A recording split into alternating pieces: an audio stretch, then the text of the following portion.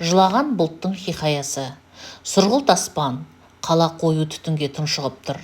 Зауыт мұржаларынан үздіксіз түтін шығады. Көліктер жол бойымен ағылып ауаны ластап жатыр. Қураған ағаштар үнсіз тұр, құстардың дауысы естілмейді. Қаланың үстінде кішкентай ақ бұлт қалықтап жүр. Ол әлсіз, ол мұңды, ол тыныстай алмайды. Бұл бір ғана бұлт емес, бұл табиғат үшін үнсіз көз жасы.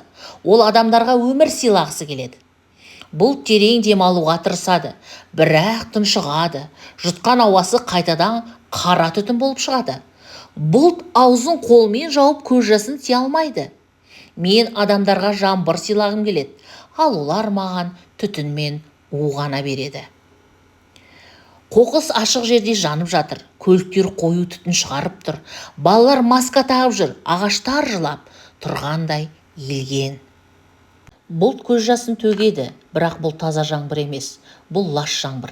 Тамшылар жерге түскенде гүлдер солып қалады. Табиғат ауырса, адам да ауырады, ауа уланса, өмір де уланады. Кенет көрініс өзгерді. Бұлт алыстан таза ауылды көреді.